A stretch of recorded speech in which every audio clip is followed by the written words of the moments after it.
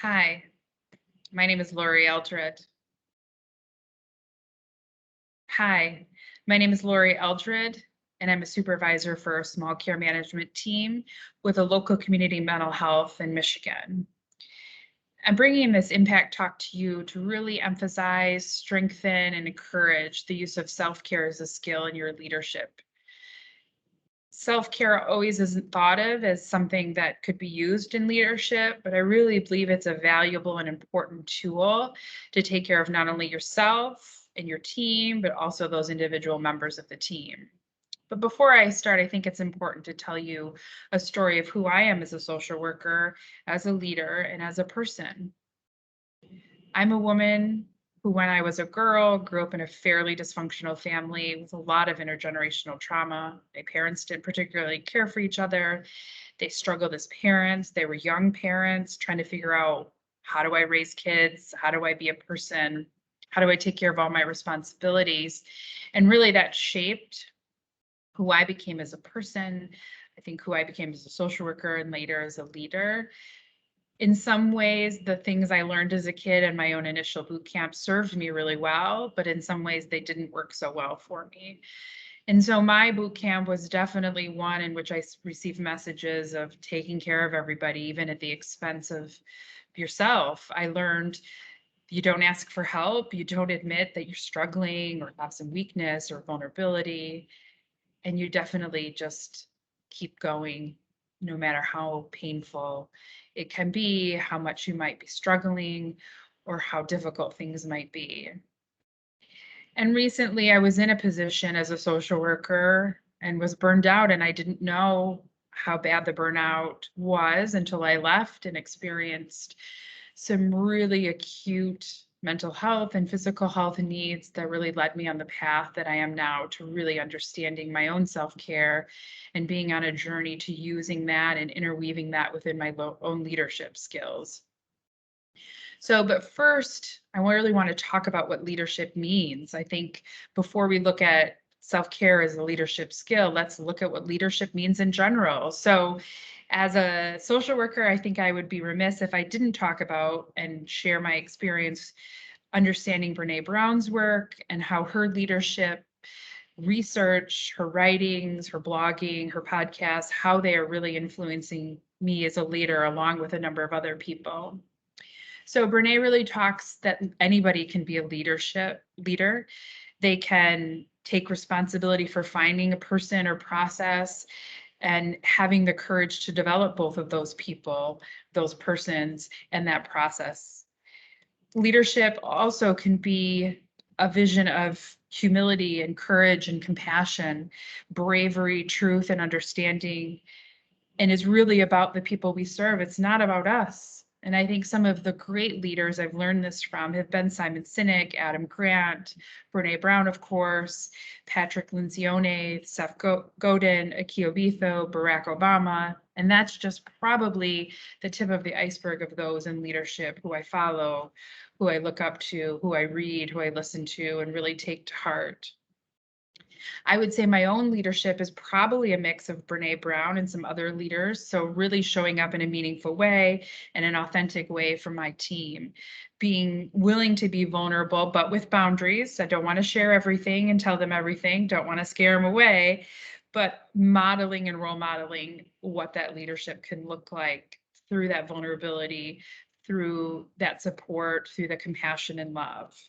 And it helps us too when we're working with folks because we're advocating for ourselves, we're building our own strengths, developing our own hopes and wishes for the future so that we can, be the best leader that is possible.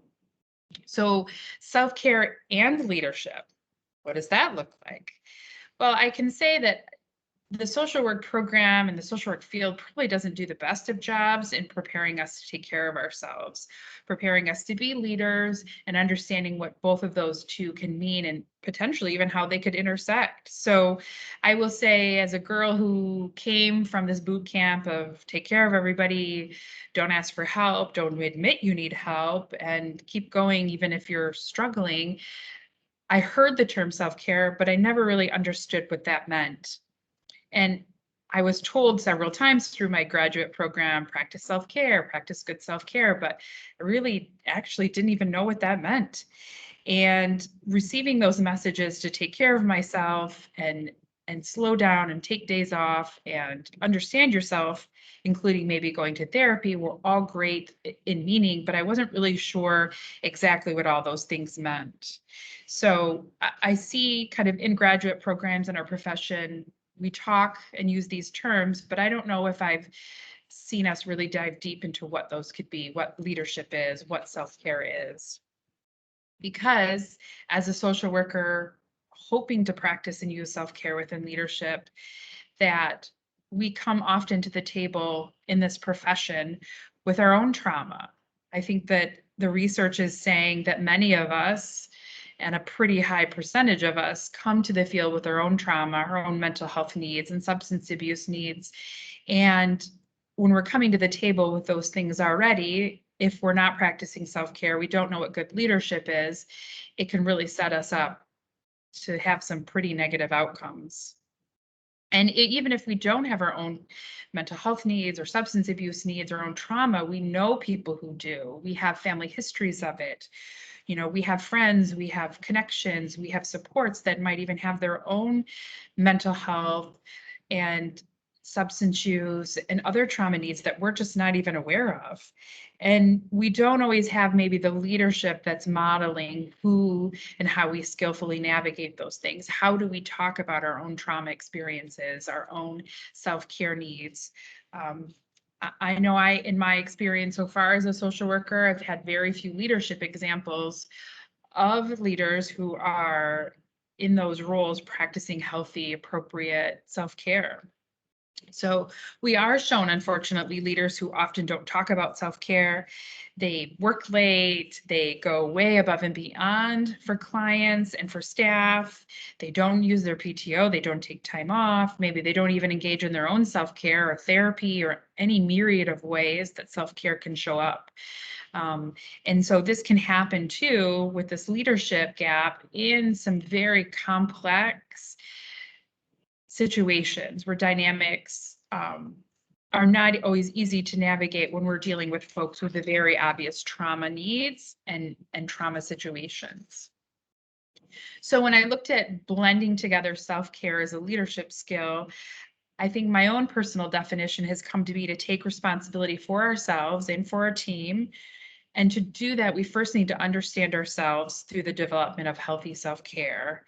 And so I will get into kind of what healthy self-care looks like, but this also means that we're going to show up for ourselves, we're going to show up for others, and we're going to show up for our team in a healthy and supportive way. So self-care as a leadership can look so different. And this is kind of why I like this as a leadership skill, because we can make it exactly what we need it to be for us. So it can be self-care as a leadership skill is working on racial justice work. So becoming, especially as a white social worker, which most of us are white females in the social work field, we need to do our own anti-racist work to be a good, effective leader. To model healthy and effective self-care, we need to do anti-racist and anti-racism work. Okay, many of the clients that we serve don't look like us. They don't come from our same backgrounds.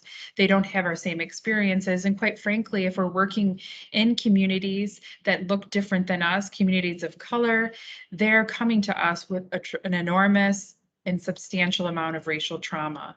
We need to work on our own leadership skills. We need to work on our own relationships. We need to develop some of those healthy relationships, practice new skill, create purposeful time to practice that new skill with ourselves, understand what bravery and courage and vulnerability mean, be a witness to all of those things, write them down, sing about them, dance to them, blog about them, but understand them fully and deeply within the essential person that we are. We need to look at a variety of different leaders. We need to practice moments of vulnerability, take time off, because self-care isn't about activities. It isn't about, oh, I'm going to take time off, I'm going to use my PTO, I'm going to go for a walk, or even I'm going to use my PTO when and use that to be able to get some things done that I need to get done in my personal life. So we need to really look at self-care as a leadership skill in a broad, comprehensive way. It isn't activities, it isn't tasks for doing tasks, it isn't, taking time off, although that can be part of it, but it's doing some very deep work to challenge your own barriers, your own internal biases, your own things that get in the way, your own barriers, your own blocks in your own system to be the most authentic, vulnerable, comprehensive leader that you can be. So really, why does any of this and all of this matters? Well, there's three, I think three reasons that a lot of this matters: people, resources, and trauma. We work with people every single day. And if we don't help them take care of themselves, and we don't do that through a leadership capacity or even a coworker capacity, we risk losing the best and brightest in our field to other professions, to their own burnout and secondary trauma, or to their own frustration and disappointment with the field. We also aren't using resources to the best of our ability. People are a resource. People are people with their own integrity and essential worth, but they're also a valuable resource because relationships matter. Relationships help us and connect us to people who are deeply hurting. So we have people and resources not rising to the level of leadership that we could use to substantially transform our field and make social work inclusive of all people, all backgrounds, all experiences, conservative, liberal, religious, sexual orientation. All perspectives are valuable and worth it. And we need to encourage leadership that has that variety of perspectives. The other and last point of why this matters is trauma. We have trauma in our field. We work with folks who are highly traumatized, who struggle every day with trauma and struggle with just an ability to function. And those are just our clients. Those are the people we're serving and working with. That doesn't always account for our coworkers, the people we're leading and taking care of, who have their own trauma, either that they brought with them into the field or the trauma they've experienced working with clients. And so if we don't address and really develop self-care as a leadership skill, we risk perpetuating and continuing a long history of trauma within the profession.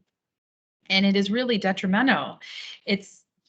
We're getting exactly what we don't want in the field. We want folks to heal and grow and have the capacity to be better human beings and individuals and live their full potential. And if we don't address this, we risk losing a tremendous amount of support and resource and continuing exactly what we don't want in the field, which are more traumatized people.